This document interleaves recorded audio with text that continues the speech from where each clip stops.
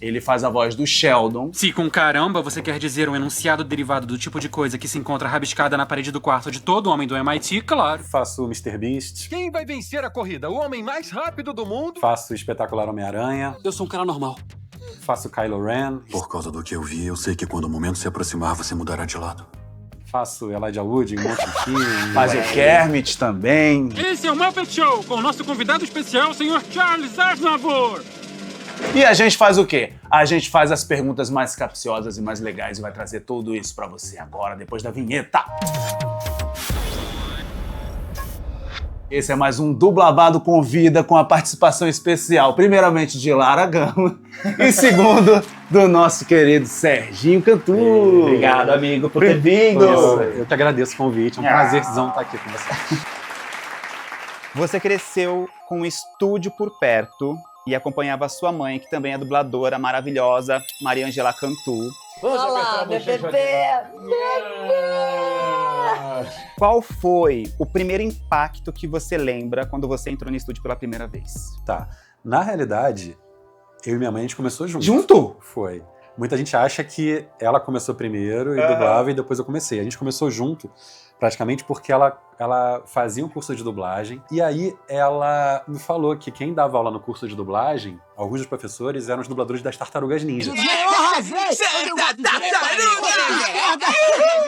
Olha só. Pô, imagina uma criança início dos anos 90, eu era louco pelas Tartarugas Ninja, né? E aí eu falei, pô, eu preciso ir. E ela me levou um dia pra assistir uma aula. Quem tava dando aula no dia era o Marco Ribeiro, que dublava justamente, na época, o Rafael das Tartarugas Ninja. Estão todos presos!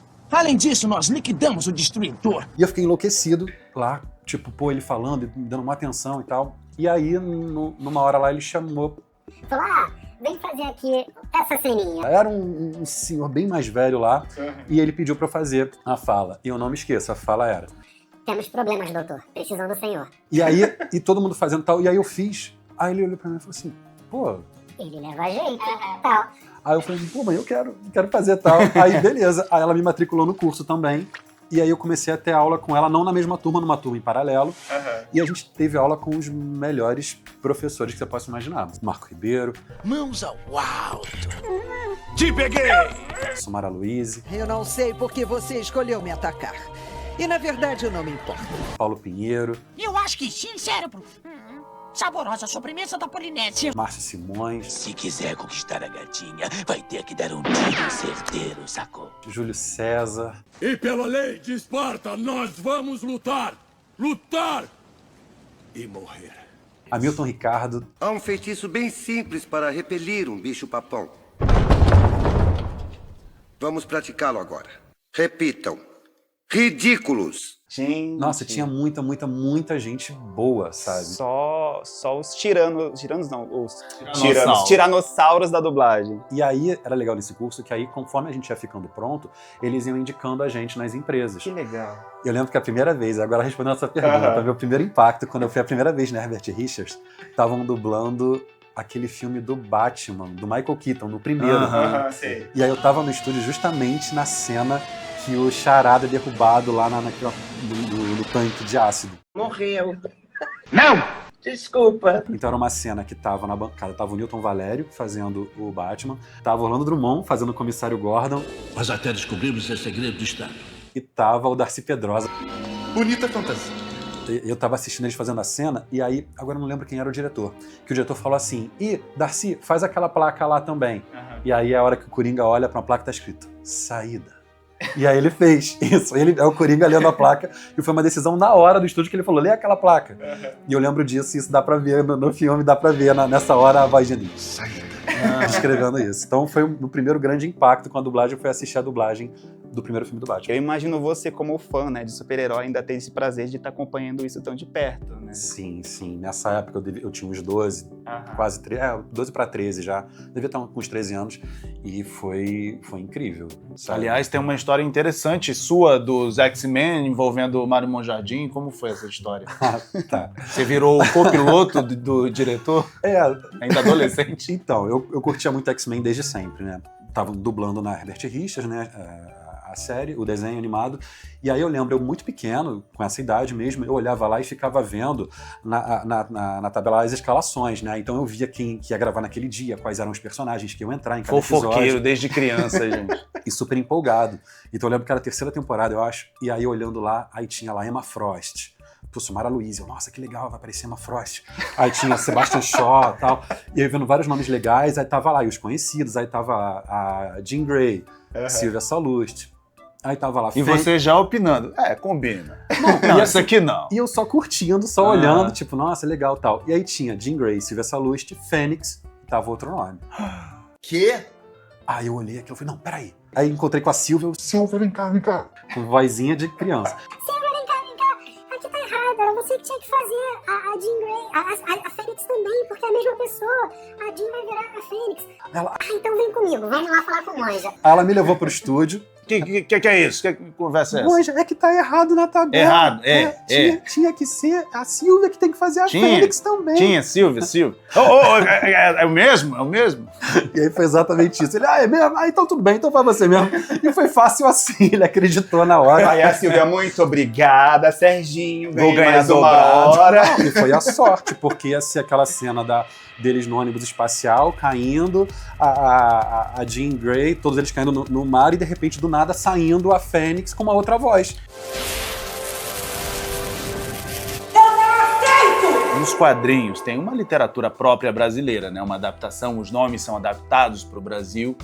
E às vezes acontecem algumas coisas meio bizarras. Por exemplo, tem uma dublagem, se eu não me engano, do Homem-Aranha da animação, que colocaram o nome do Demolidor como Atrevido. É, porque era Daredevil no original. Quem é você? Me chamam de Atrevido. Gente, elas pintam! Mas acho que não só foi com ele, teve vários personagens que teve nomes trocados. Teve o Wolverine virou Lobo. Você tem noção de por que isso acontece? Não, isso acontecia principalmente antes porque você não tinha como pesquisar isso, a não ser que você tivesse a revista em quadrinho em mãos. Hoje em dia é muito fácil tu entrar no Google e você consegue descobrir. Hoje não tem desculpa pra errar esses nomes, sabe? Verdade. Hoje você consegue com muita facilidade ter acesso a isso e descobrir. Mas na época, eu sei que, por exemplo, o X-Men só manteve os nomes certinhos, pelo menos a grande maioria e os principais, porque um dos operadores na época gostava e ele lia. Então ele no primeiro episódio já avisou quais eram os nomes de todos os personagens. Agradeçam a ele, sabe o nome dele? Eu acho que era o Antônio Carlos. Antônio Carlos. Obrigado, Antônio Carlos. Um beijo. Beijo. Eu tenho quase certeza que era ele, porque eu lembro que me falaram isso, que só teve esses nomes por causa dele. Então, Iam mudar o nome do Noturno pra Morcego. Isso é outra história um pouco Monjade. depois. Não foi nem Monjade, não. Mas eu imagino foi muito com ele. Esse aqui tem cara de morcego, bota o morcego. Seria a cara do Maldinho fazer esse tipo de coisa. Não, é porque o Noturno tinha aparecido num episódio, já. Aí ele tinha entrado e tal, e aí acho que, se eu não me engano, chamaram de Nightcrawler, deixaram no original, Nightcrawler. E eu já era tão fã na época que o pessoal da Herbert, lá da parte de produção e tal, chegava o episódio 9, eles gravavam uma fita cassete pra mim, pra eu levar pra casa. Era o mini super. Eu amava. E eles gravavam, e não era nem pra eu ajudar, não, era porque eu gostava mesmo. Aí vinha, olhava a Silvana, vinha toda feliz pra mim, tipo, aqui, gravei pra você a fita. Amigo, isso é muito outra época, isso jamais passaria hoje em dia.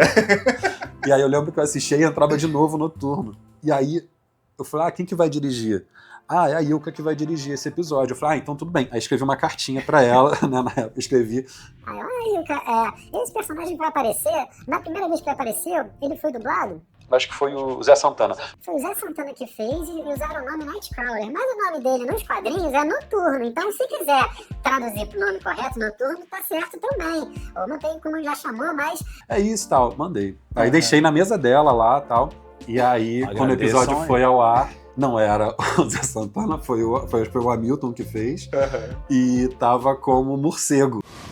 Qual é? Tá com medo do pirralho? Morcego?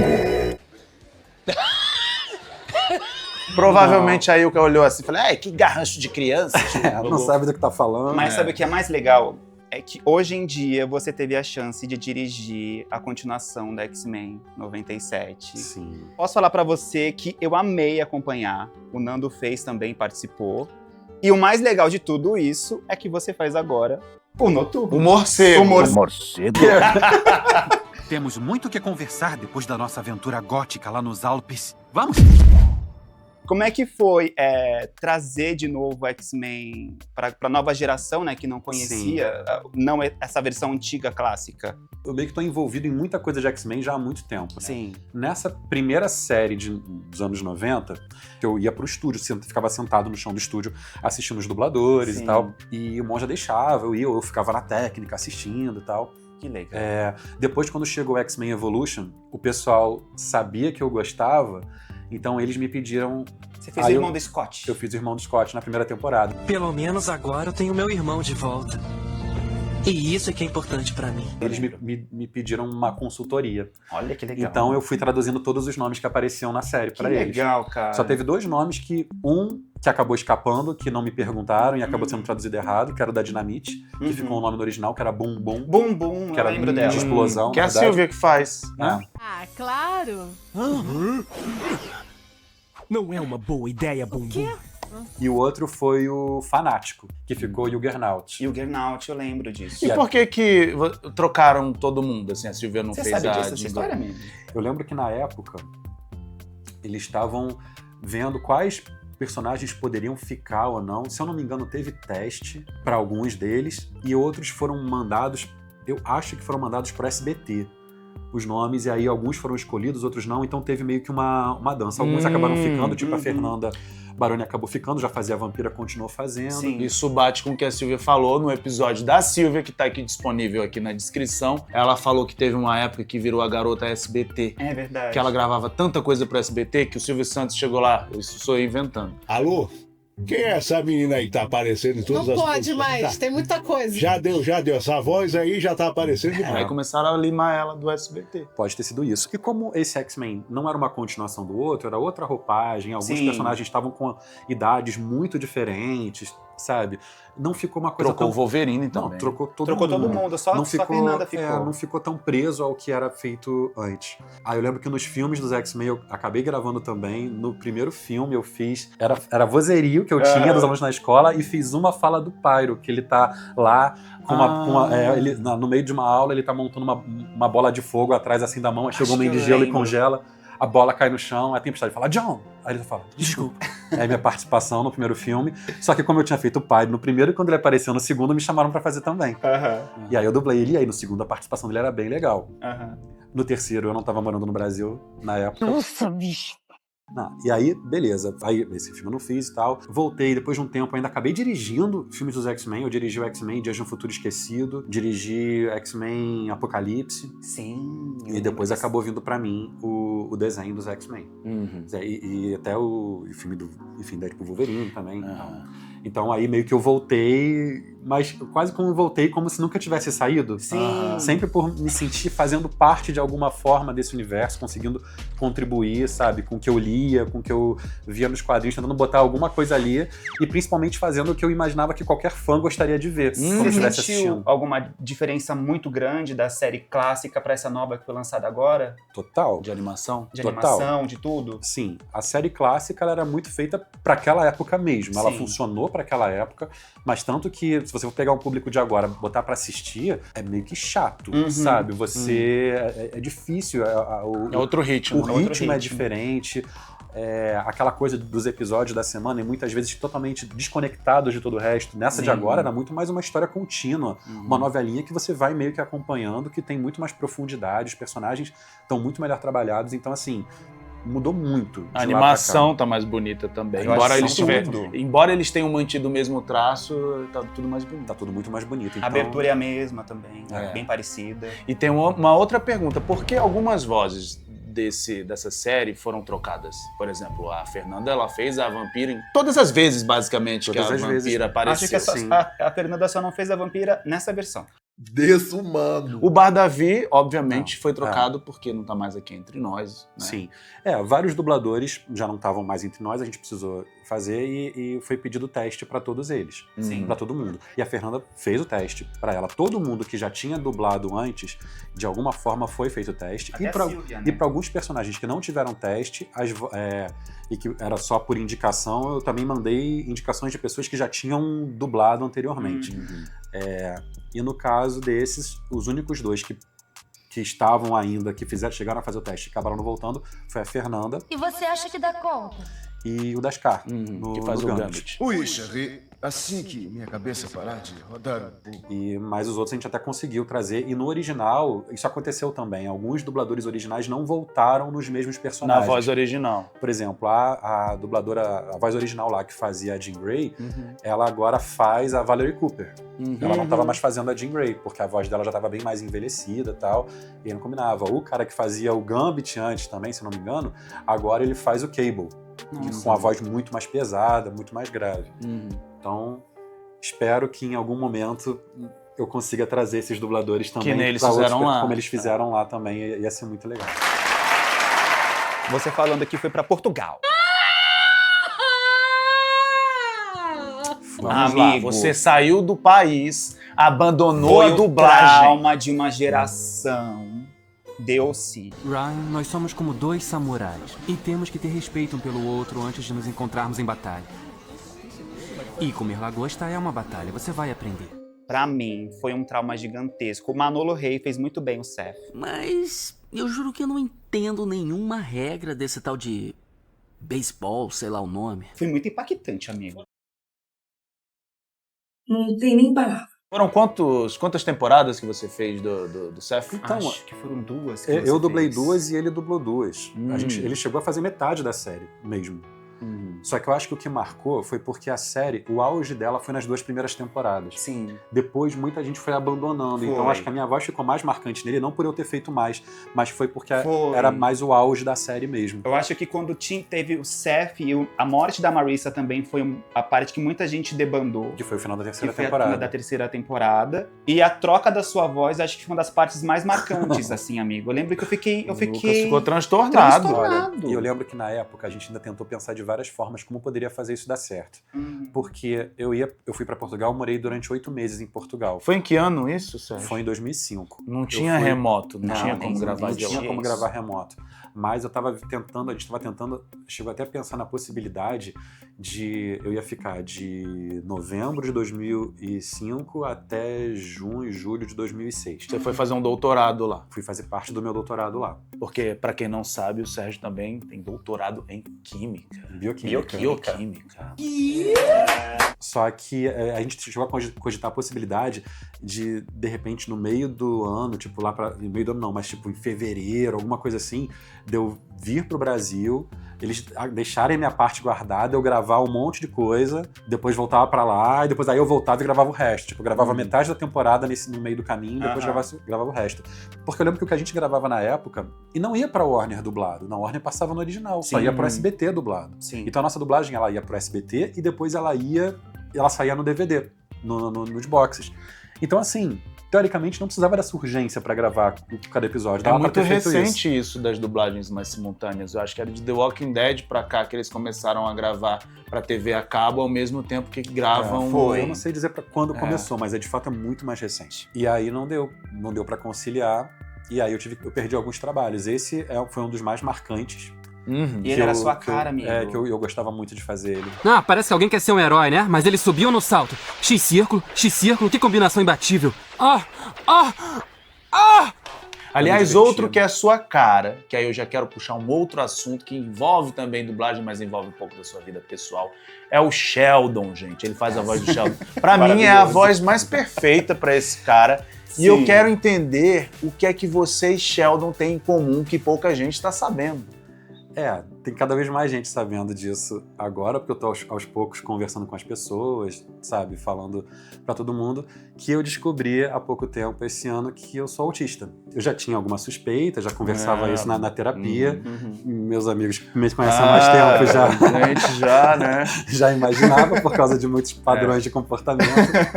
E aí eu fui numa neuropsicóloga, a gente fez todos os testes, foram 6 semanas, e no dia que ela me deu o diagnóstico, a neuro, ela me deu um laudo de 18 páginas, super completo, e ela falou comigo, ela falou assim, Sérgio, por uma incrível ironia do destino, você é o próprio Sheldon. Eu fui encorajado, apoiado, inspirado e tolerado, não só pela minha esposa, como pelo grupo de amigos mais incrível que alguém já teve. Você tem altas habilidades, E... Tipo super-herói também? Não, assim... Altas habilidades, eu gostaria de ouvir. É muito legal. Eu também gostaria. É como o mais próximo de X-Men que eu consigo chegar. E vem com grandes responsabilidades também. Com todos os poderes, com grandes poderes vem grandes responsabilidades. Que viu lá, o meu QI era de 132, uma coisa assim. Pra quem não sabe, assim, o básico é quanto? Entre 90 e 110. Olha aí. Olha, era uma salva de palmas pro QI da gata. Mas então, não é uma coisa que eu mereço palmas porque não foi uma coisa que eu trabalhei pra ter.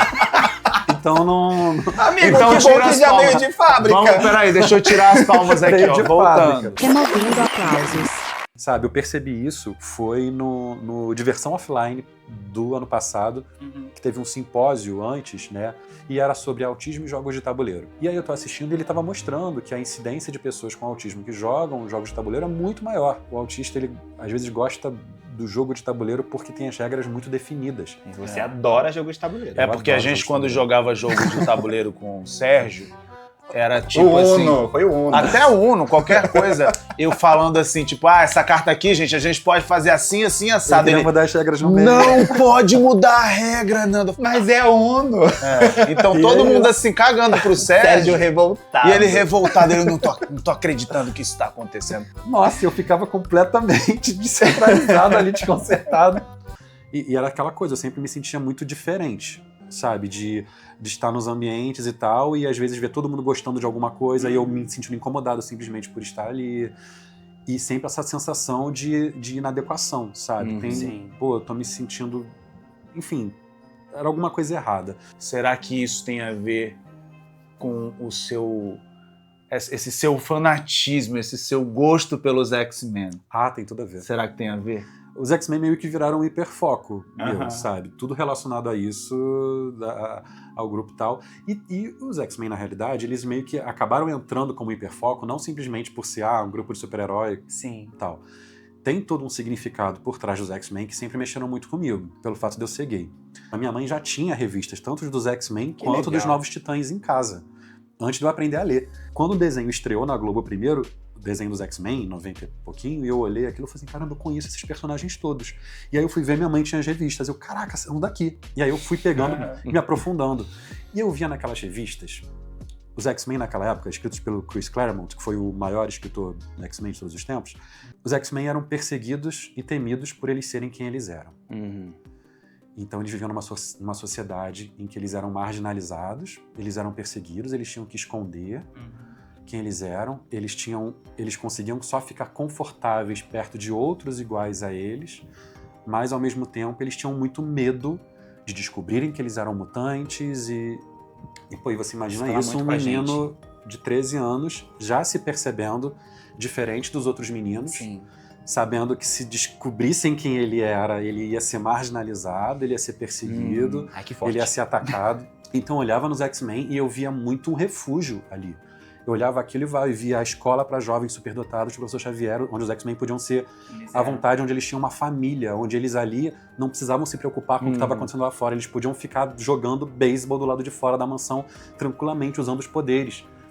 E aí e eu ficava... Era quase uma utopia, tipo, nossa, seria muito bom ter um lugar desse, em que eu pudesse ser quem eu era de verdade e tal. E foi uma coisa, minha sexualidade foi uma coisa que eu lutei a minha adolescência inteira até o início, até a metade da minha vida adulta. Foi só com 29 anos que eu finalmente me aceitei gay. E agora eu acho que até essa coisa do autismo agora é quase como uma segunda saída do armário. Que agora eu tô descobrindo mesmo que eu sou autista e eu tô muito mais até confortável em certas situações de dizer não. Dizer não acaba sendo um dizer sim pra mim mesmo, né? Pra uma coisa que tava me incomodando e que agora eu tô me respeitando, já que agora eu sei quem eu sou, o que funciona pra mim e o que não funciona. Quando você descobre um diagnóstico assim, traz um manual pra sua vida, né? Sim, isso de fato tá me ajudando muito, porque depois que eu descobri o diagnóstico, eu comecei a olhar pra trás e rever vários momentos da minha vida que eu chorei quando não fazia sentido, que aconteceram coisas assim que eu olhei, nossa, mas isso não... Por quê? E hoje eu entendo, sabe? Eram crises que eu tava tendo e eu fiquei em paz com isso. Essa mulher é espelho pra gente, Roberto. Você dubla e dirige há quanto tempo? Ó, eu já dublo há 33 33 anos. Foi há 84 anos. É tipo isso, acho que 33 anos, é isso. 33 anos, gente. Ah, e você tinha perguntado também quanto tempo dublagem. Eu dirijo, eu comecei em 2013, então vai fazer 13 anos agora. E nesses anos todos, teve alguma dublagem, alguma coisa que aconteceu dentro da dublagem muito engraçada, alguma coisa? Aquele que já puxa já sabendo, eu sei que tem muito que você não vai querer contar. Ou com outras pessoas também, se você quiser jogar, quiser soltar nomes. Ah, é complicado. Tem umas histórias muito boas, mas elas... Você não precisa dizer quem foi. Você pode dizer um dublador hipotético. Não, mas ai, não sei. Meu Deus. E eu tava dirigindo um filme, que era um filme medieval. Você lembra do filme? Eu acho que era o sétimo filho, o sétimo selo, o sétimo guardião, alguma coisa assim. Era com Ben Barnes. Era até o Marquinhos que dublava ele no filme, Marco Souza. E eu lembro que eu tava dirigindo o filme, aí tinha um vozerio, e aí o Nando tava nesse vozerio, tava o Nando. Acho que o Mauro Ramos. Não, era o Hércules, e a Fabiola, e a Carmen Sheila.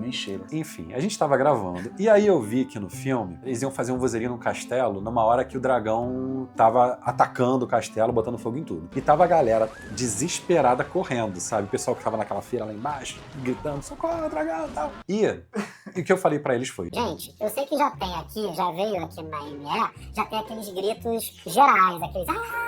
ME, pra quem não sabe, é Music and Effects, é tipo aquela base, né, de trilha com os efeitos sonoros. Que vai ter as músicas, vai ter os efeitos práticos, sonoros e tal, e muitas vezes também tem aqueles vozerios genéricos, que não dá pra ouvir nenhuma fala, só se ouvem gritos e tal. Às vezes a gente não precisa nem dublar, já tá gravado, isso já é fornecido. E aí eu falei isso pra eles, acho que já tem isso daqui, eu só preciso de frases soltas, tipo, socorro! Me ajuda! Cuidado! Dragão! Esse tipo de coisa. Eu falei isso pra eles, eu falei, gente, então olha só, frases soltas. Por quê? O que acontece também? A gente pode ir gravando essas frases soltas, cada hora um grava uma coisa, e depois o editor pode, se ele perceber que lá no original tinha uma falha, ele pode pegar esse dragão que alguém gritou aqui e coloca lá do outro lado. Então, ele pode ir usando, só que eu quero que um fale, dê um tempinho, aí o outro fale alguma coisa, não pode estar ninguém grudado. Vamos simular como era aqui pra pessoa entender? Tá. Como se fosse assim. Socorro! Me ajudem! Socorro! Socorro! E era isso. Eram 3 falas que eles podiam simplesmente ter pego e colocado em qualquer lugar naquele ponto ali daquele vozerio. E aí, fomos começar. E aí, nesse momento, a Carmen Sheila...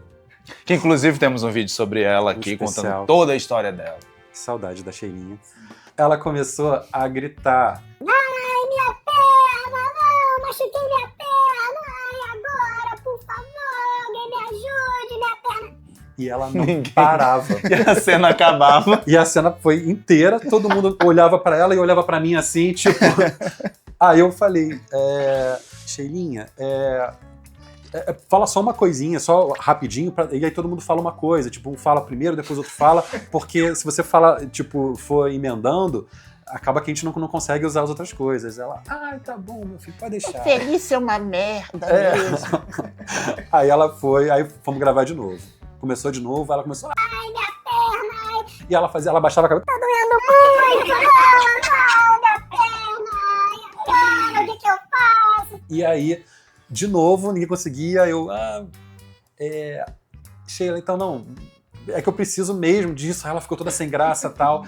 E aí... Não, e tem aquilo, né? Tipo, como que eu vou falar com essa pessoa sem que ela fique ofendida? E eu sempre tive um carinho absurdo pela Sheilinha, sabe? Desde, conheci ela desde criancinha. E ela sempre foi muito hiper carinhosa comigo. Respeitosa. Muito. Então eu tinha muito cuidado pra falar com ela. E acabou que nesse dia, acho que a gente, tipo, beleza. Não, foi assim, tipo, ela, ai, minha perna. O Sérgio. E aí, tipo, uma hora, gente, vamos fazendo, não ia dar certo. Amigo, não vai ter Spike nesse filme. É isso, vamos assim mesmo e tal. E foi. E essa história ficou muito marcada entre a gente depois. Porque aí sempre no vozerio alguém sempre tentava falar em algum momento. Ai, minha perna! Em algum momento. Toda vez que eu a gente levo isso grava. pra São Paulo, gente. Aqui em São Paulo mesmo, toda vez que tem uma cena de perigo ou qualquer coisa, eu solto a minha perna. Em homenagem a Carmen Sheila.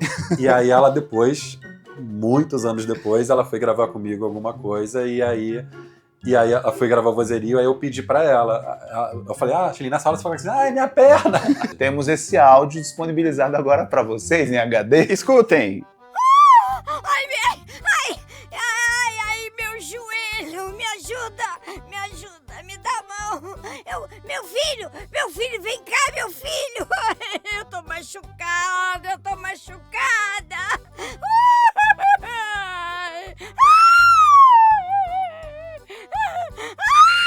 Sérgio, você também dirigiu o filme mais atual do Deadpool e Wolverine. Foi. Como é que foi a parte de adaptação? Porque as piadas, Gente, cara...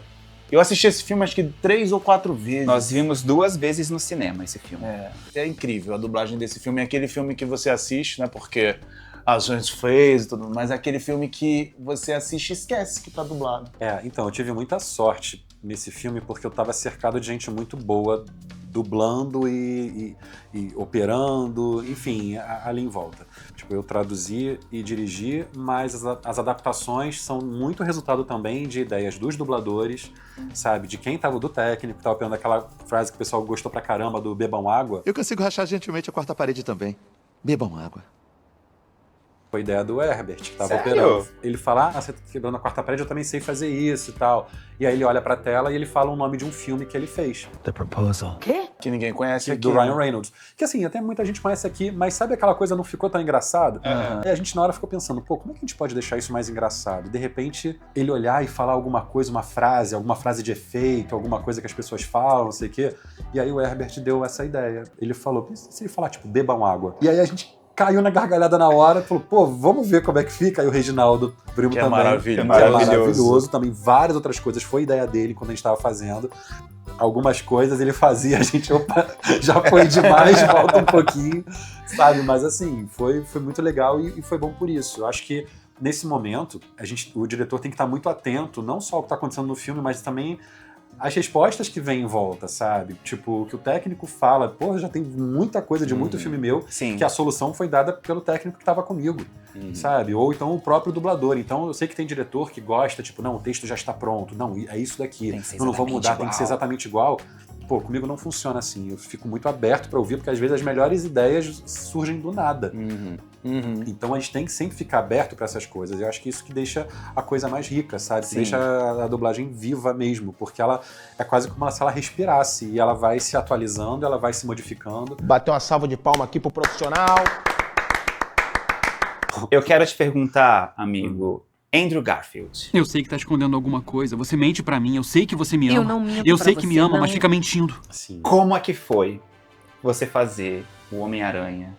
A experiência. Você tem bastante sorte, né, Sérgio? Amigo, porque você começou com os X-Men criança, que você amava, aí você seguiu sua vida com X-Men, daqui a pouco você tá fazendo o Homem-Aranha, cara. Eles vêm atrás de você, né? O Homem-Aranha foi muito engraçado, porque assim, eu ia fazer um trailer, gravar um trailer na Delarte, e aí eu cheguei lá no que eu olho, fui morar com o Manolo, e no que eu vejo lá... Manolo é o dublador do Tobey Maguire. Do Tobey Maguire, que era do Homem-Aranha que eu assisti no cinema. Tentou matar a tia May e tentou matar a Mary Jane. E aí era o trailer do espetacular Homem-Aranha. E aí eu, caramba, é isso mesmo? E aí ele, é isso aí, não sei o quê. Tio. Mas ele falou, mas vai ter teste ainda, então por enquanto é você, eu indiquei seu nome, eles aprovaram e tal. Aí, caramba, que legal. Pô, e aí eu fiquei mega empolgado e ansioso, tipo, caramba, você então vai ter teste pra fazer e tal. E nesse mesmo dia, eu lembro que eu tinha uma outra dublagem que era na Rio Sound, que era com o Peterson. Peterson é o que faz a voz do Clark em Smallville. Você é Lex Luthor, que paga um cara pra fazer o serviço e ele faz o que você manda, não é sempre assim o esquema? E aí, no que eu cheguei lá, era aquele desenho, Vingadores, os heróis mais poderosos da Terra, e era o Homem-Aranha. Que legal. Era um sinal. Tá, a gente tem um problema. E não é que o túnel vai desabar. Eu meio que sinto essas coisas. Aí eu olhei pro Peterson e falei, tá de sacanagem, vou fazer Homem-Aranha? Aí ele falou assim, eu achei que tinha a ver com você, não sei o quê. Eu falei, caraca, Peterson, eu acabei de gravar o trailer agora do filme. Ele, que legal, pô, maneiro, tá. Então, assim, foi uma coincidência absurda. E eu vejo muito como um sinal mesmo, sabe? Nesse dia, quase como tipo, é pra você, fica tranquilo. Amigo, Seth Cohen já se pendurou de ponta cabeça naquela cena icônica dele beijando. Era Summer. Acho que já começou ali puxando, ó. E a Summer que também é dublada pela Marina Torres. É verdade! Olha só. A teia já veio dali. A teia já estava sendo construída ali, ó. Tá fazendo o que aqui? O que você acha, Seth? Ai, que delícia! Só que acabou e o mais engraçado é que nunca teve o teste. Não teve o teste? Não. Eu fiz o primeiro trailer, fiz outro trailer, chegou o filme. Foi. Fui fazendo o filme, O filme chegou, a supervisora assistiu o filme e aprovou. E foi isso. E é isso. E aí eu fiquei. Obrigada, meu Deus! E assim, eu fui o único dos outros dubladores do Homem-Aranha, todos eles tiveram teste. E o legal é que logo depois eu dirigi o Capitão América Guerra Civil, que foi a primeira participação do Homem-Aranha do Tom Holland. Sim. E aí eu dirigi o teste do Whirley. Que legal, cara. Então teve uma passagem de bastão aí, do Manolo pra comigo, depois eu com o Nossa. Whirley, que dirigiu o primeiro filme dele como Homem-Aranha, depois o Manolo dirigiu os outros e tal. Que legal. Mas Agora o esse é Whirley vai ter que passar pra alguém. Em algum momento ele vai ter que passar esse bastão pra alguém. Valeu! Deixa eu te perguntar, tem alguma dublagem que você fez, que você falou, nossa, ficou uma merda? Assim, a pior que você já fez, você consegue lembrar? Comecei a gravar achando que eu tava super mal escalado. E é um dos trabalhos que eu sei qual que é. As pessoas mais eu gostam. Eu sei qual que é. Que é o Se Beber, Se Não, Beber Case. Não Case. Eu amo, Sérgio. Eu levo de volta. Assim que você der um trato nesse saquinho chinês. Cara, e esse Ele é maravilhoso. Eu cheguei pra fazer, foi o Luiz Manuel que me colocou pra fazer, que era a antiga voz do Fred, do Scooby-Doo e tal. Enfim, a voz muito clássica. E nós vamos resolvê-lo. A primeira coisa que temos a fazer é nos separarmos e sairmos procurando pistas. Ele me colocou pra fazer, e aí chegou lá, você vai fazer esse cara, o Sr. Shaw. Aí eu olhei, meu Deus, mas não tem, como é que eu vou fazer isso? E eu sempre tive a voz leve, muito mais jovem do que a minha idade. Aí eu vi como é que ele fazia, eu falei, cara, eu acho que se eu for na coisa caricata que ele tá fazendo, eu acho que, tipo, em vez de tentar envelhecer a voz, mas de tentar colocar a voz na garganta, uma como ele tá colocando chatinha, a voz né? chatinha, eu chego lá. E aí foi isso. E ficou bom, hein? Amigo, é icônico. E aí eu comecei a fazer assim e tal. E aí eu comecei a fazer, e aí eu olhava pra trás, pra técnica, tava o Luiz e o técnico, os dois rindo pra caramba, mas assim, chorando de rir. Que foda. Ai, que bom, então Funcionou. tá funcionando, então deu certo. É Então era um isso. personagem que eu nunca teria me escalado pra fazer. Eu ia falar, não é pra mim, e que na hora eu fiquei receoso, mas eu consegui achar uma forma de fazer que deu certo. Foi uma grata surpresa. Foi. Que olha assim, é uma coisa tão icônica que até hoje as pessoas param pra perguntar, tipo, vão lembrar mais dele do que os outros três. E várias falas muito erradas dele que pedem pra eu falar. Eu acho que é por isso. Tipo, é engraçado porque ele é gordo, sabe? Esse tipo de coisa. Apesar dessa barba, ele é só uma criança. É engraçado porque ele é gordo. Peraí, parou. Pergunta que eu respondo. O Capepino falou assim, eu gostaria de um terceiro filme do Homem-Aranha com Andrew. Como você imagina ele?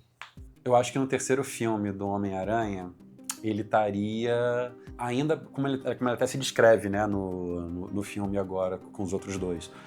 Ele ainda estaria lidando com o luto da Gwen Stacy, né? Fica comigo, fica comigo. Fica comigo, fica comigo, fica comigo. E foi só nesse filme agora que quando ele salva a MJ, que ele tem aquele momento de reparação. Então seria um filme que ele estaria se reconectando com o que é de verdade ser o Homem-Aranha. Você tá bem? Seria uma sequência mesmo após esse Seria uma sequência após desse filme novo do Homem-Aranha. Porque nesse filme ele conseguiu ter o que ele precisava, que era a redenção dele quando ele salva a MJ de cair, o que ele não conseguiu fazer pela Gwen Stacy. E aquilo meio que dá uma curada no coração dele, sabe? Então agora seria quase como um recomeço dele. Faz sentido porque joga a história pra frente, né? Isso, exatamente. A Ana Luísa perguntou, qual foi o personagem mais difícil de fazer na sua carreira e qual o seu favorito? O Sheldon foi o mais difícil, principalmente no início. Eu apanhei muito pra fazer ele no início, pra conseguir pegar exatamente todos os jeitos dele, as coisas todas. No final já era muito fácil de fazer, porque eu meio que respirava como ele, sabe? Eu já entendia como ele pensava, já conhecia muito bem o ator. No final foi muito fácil, mas no início era muito difícil. E eu acho que o que eu gostei mais, eu acho que eu diria o Noturno, justamente por toda essa coisa de X-Men que eu Tem sempre... um sotaque também, né, que ele faz, é maneiro de fazer. A orientação que eu recebi era fazer uma coisa muito de leve, era simplesmente como alguém que não tinha o português, no caso, como língua materna. Quase como se ele estivesse falando com alguma dificuldade, mas não era necessariamente um alemão, uma coisa forte, embora ele falasse palavras em alemão durante. Mas não era pra ficar tão caricato o alemão, era pra ser uma coisa sutil. Mas foi a orientação que a Disney me passou. Meine Freunde! Vamos fazer turismo enquanto o conselho fala com o Magneto. Sérgio, o que é que você diria hoje em dia pro Serginho Cantu pequenininho, lá aquele cara. Serginho que tava dublando Quer me fazer chorar, né? o Meu Primeiro Amor, aquele Serginho sonhador. Ai, meu Deus, até chorei agora. Ah, isso é complicado. Eu olhando pra tudo que aquele Sérgio passou até onde eu cheguei agora, eu diria pra ele, tipo, não tenha medo de ser quem você é. Aquele Sérgio tinha muito medo dele não ser aceito, sabe? Das pessoas não gostarem dele uma vez que descobrissem quem ele é. E hoje eu digo que as pessoas vão gostar dele sabendo quem ele é. E muitos vão gostar dele por ele ser quem ele é, sabe? Então, seria isso, tipo... curte aí, aproveita o seu momento e não fica com medo, sabe? Porque lá na frente você vai perceber que tudo vai ter valido a pena e que você tá muito cercado de amigos, a sua família te ama. Então, tudo que você tinha medo não vai acontecer. Então, fica tranquilo. Ai, amigo! Ai, que fofo. O bom é você falar, até a Lara veio. Você falando aqui, acho que remete pra todo mundo aqui, E é pelo pra todo lado, né, Lara? Deve ter um monte de Serginho assistindo você agora, né? Que lindo, cara! É, e meu olho aqui até ficar um cisco. Minha maquiagem. Bate-bola, jogo rápido. Uma palavra que define dublagem pra você. Interpretação. Um medo. Medo de fazer alguma coisa errado. Mas é um medo que eu tô tentando vencer, tô trabalhando pra isso. Um desejo. Cara, eu já tenho tudo que eu quero. Eu desejo, então, que isso não mude. Que isso aí. como eu tô na minha vida hoje continue assim. Porque eu tô muito feliz nesse momento, sabe? Um arrependimento. Um arrependimento foi de eu não ter me aceitado como gay há mais tempo. Um vício. É comida. Eu acho que é uma coisa que eu tenho que ainda aqui voltar a focar e não usar como uma... Ai, mas é tão bom. É tão bom. Eu entendo esse vício. Hambúrguer, acho que é o meu vício. A coxinha lá da Lecador. Da Lecador. Que eu já ganhei de aniversário. O dono já mandou pra minha casa de aniversário uma entrega de coxinha da Lecador. Acertou muito. Um defeito. Ser ruim em bate-bola. Uma qualidade. Uma qualidade e sinceridade. Um orgulho. Conseguir falar abertamente sobre a minha sexualidade. Uma saudade. Meu pai. Uma mania. Luiz já tá Luiz já pensou em várias. De ficar mexendo Pode na chutar, barba. Luiz. De ficar mexendo na barba. É um tique que eu tenho. Ele já falando assim. Em vários momentos aqui no vídeo, se voltar atrás, vai botar assim. Em vários lugares. Um lugar seguro. O sítio da minha avó.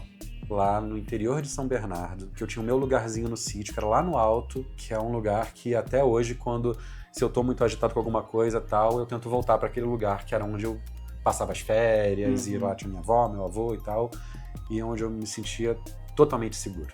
Um futuro possível? Seria eu e o Luiz viajando bastante. Uma liberdade que você conquistou com o tempo.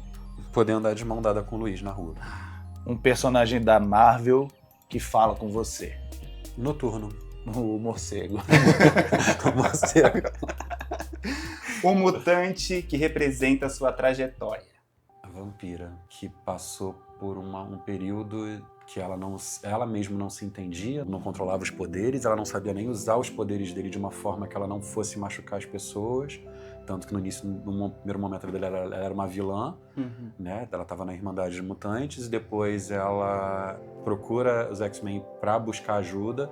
Ela consegue, mesmo com as limitações dela, ela consegue usar os poderes dela para fazer o bem. E hoje ela está numa fase nos quadrinhos que ela tem pleno controle. Que legal. Sobre os poderes dela e sobre ela, sobre a vida dela. Ela tá numa posição de liderança, inclusive ajudando outros jovens e... Além de ser belíssima. Né? Além de ser belíssima. Um conselho que você daria para quem tá iniciando a carreira? Não pare de estudar. Muito importante estudar. Principalmente interpretação. Nunca deixem isso de lado. É isso. Um beijo da Anitta. Sérgio Cantu, por Sérgio Cantu. Nossa, você tomaria, Gabriela. Alguém que se esforça para fazer o melhor trabalho possível sem passar por cima de ninguém. Eu pensei que você ia dizer sem passar vergonha, sem engraçado. Alguém que se esforça para fazer o melhor trabalho sem passar vergonha. Serginho, muito obrigado por ter participado do Dublabado. Foi incrível, foi Eu lindo. que agradeço o carinho de vocês de sempre. Me fizeram chorar, mas vocês também choraram, nós também pelo menos não fui eu sozinho. Nós choramos Enfim. sozinhos. Então, Gente, obrigado. Um beijo pra vocês. Se inscrevam, comente aqui qual personagem do Sérgio Cantor você gosta mais. E também vire membro do nosso canal, ajude a gente a sorrir, a pagar a edição desse canal. É apenas R$2 e você vai ter acesso a essa entrevista aqui na íntegra, completa, sem edição. E também vai ter acesso a conteúdos exclusivos feitos só pra você com todo carinho. É isso, né, Lucas Gama? É isso mesmo, gente. Muito obrigado. Nos vemos no próximo Dublabado Convida. Obrigado, tchau. Tchau! É engraçado porque ele é gordo. Peraí, parou!